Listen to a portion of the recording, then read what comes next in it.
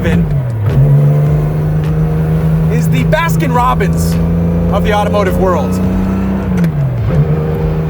It's all ice cream, but there are a lot of different flavors, a lot of different ways to present itself. Today we're looking at a pretty special one. This is the hobby of a very wealthy man who knows what he wants and has loved 911s his whole life. His name's John Gunderson, and he's owned a Porsche 911 since he was 18. He's always had one, and now he's making them very special. Do you remember the 917 race car? I mean, of course you do. It's one of the most iconic race cars of all time. It's one of the greatest Porsche race cars of all time.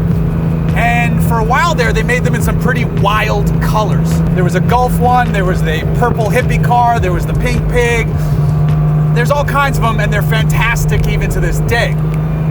What the builder of this car wants to do is mimic that aesthetic on the 911 body, and he's sticking with the very specific 911, 72 and 73. This car is a 73. So you're taking an already expensive 911 and making it spectacular. That's what this is. Now, what's the recipe here? Well, besides the livery on this, it's a Rothsport built 3.5 liter 6-cylinder 911 engine, and it's making 350 horsepower, and that's in a car that only weighs 2,200 pounds. The suspension has also been handled and tuned by Rothsport.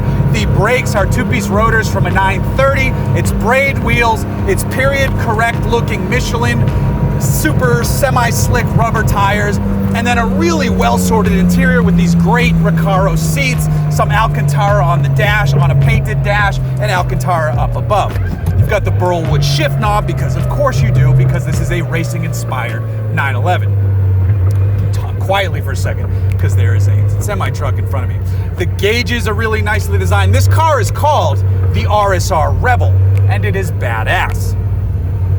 There's no radio, there's no air conditioning, you have a little bit of a roll hoop right here. This is a car that is meant to be driven in anger, yet you're smiling. Happy anger.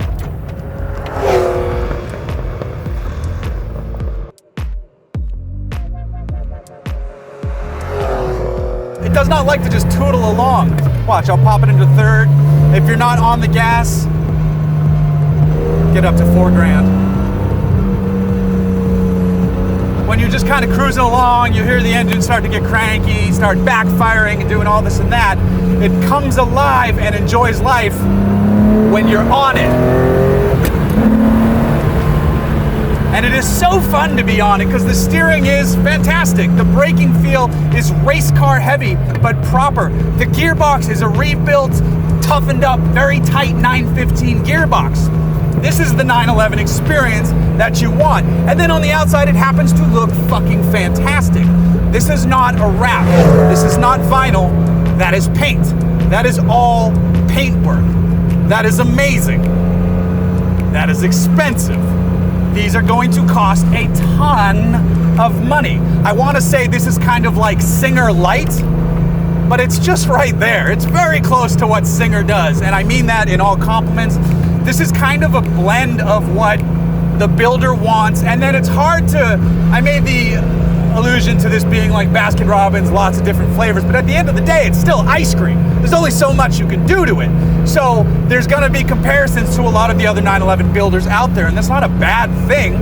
It looks awesome, it feels fantastic, it sounds amazing, I love it, and it's probably gonna cost you $400,000 to buy one, which is crazy. That's where air-cooled 911s are. That's where custom air-cooled 911s are. There's no fiberglass on this. The hood and the ducktail are aluminum, and then the rest is all steel. They take a really nice donor car and then strip it down to nothing and build it back up into the awesomeness that you see before you.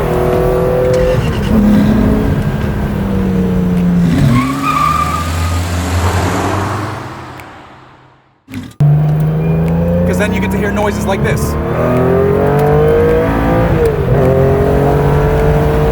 And that never gets old. That never gets old. I'm not some Porsche fanatic. I've driven maybe 3 or 4 Porsches my entire life total, old and new. But when you get in them, old and new, you're like, God damn, there's something special about this car. And this one is no exception, and it's even more special because of the paintwork and all that stuff.